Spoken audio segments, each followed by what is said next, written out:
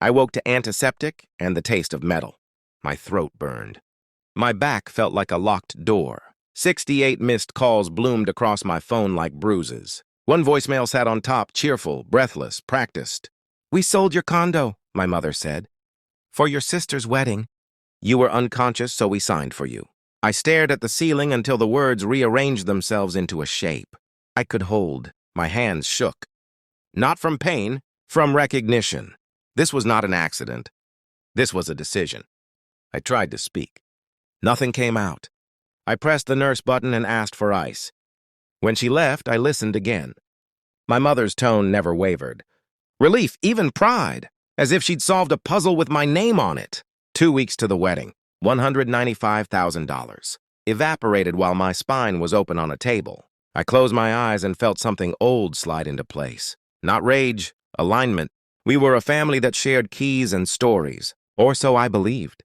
I bought the condo after my promotion, my first real anchor. Sunday dinners happened there. My sister cried in that kitchen when her engagement stalled. My parents toasted the view like it belonged to all of us. It didn't. It belonged to me. I knew the signs I'd ignored.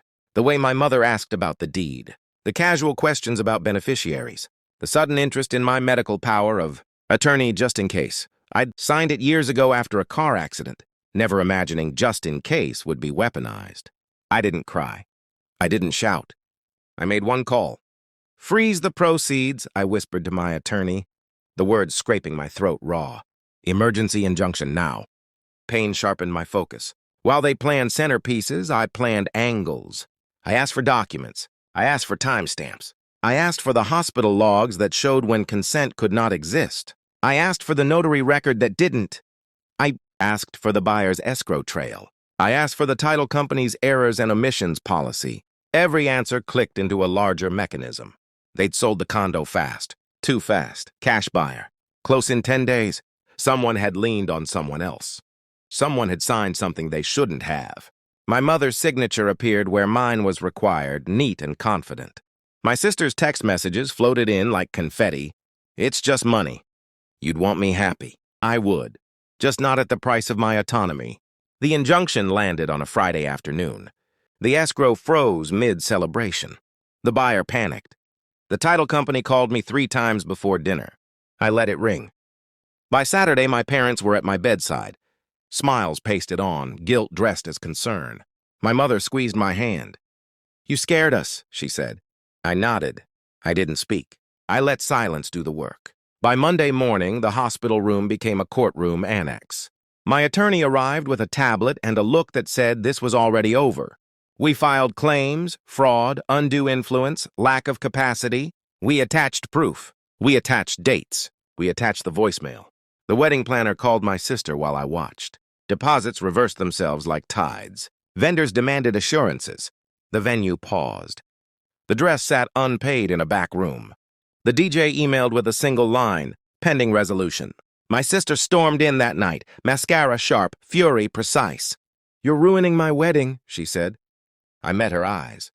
I could finally speak. It came out calm. "You ruined my consent." My mother cried then. Real tears finally. My father stared at the floor like it had answers. The buyer sued the title company. The title company settled with me. The proceeds stayed frozen, then flowed back where they belonged. My condo returned to my name with an apology attached, notarized properly this time. That wasn't the end. It never is. I revoked the power of attorney. I changed beneficiaries. I set a trust with a clause that required my physical presence and biometric confirmation for any sale. I installed cameras not for fear, but for records. I moved Sunday dinners to restaurants. Neutral ground. The confrontation came quietly, the way endings should. We sat in my living room, the same view, the same couch. "I did it for the family," my mother said. I nodded again. I'd learned the power of nodding. "I believe you," I said. "And that's why there will be boundaries." My sister didn't speak. She understood something then. Not forgiveness. Structure. The wedding happened. Smaller. 2 weeks later. I didn't attend. I sent a gift, a card with a single line. "Happiness is not transferable." I healed. Slowly. My back learned to bend again. My voice grew strong enough to carry what I meant. People ask if I regret it. They expect drama, fireworks, raised voices. They don't understand the elegance of restraint. Betrayal teaches you where the doors are. Revenge done right teaches you which ones to lock. I didn't raise my voice. I didn't need to. I made one call, and everything that followed fell into place, exactly as it should have.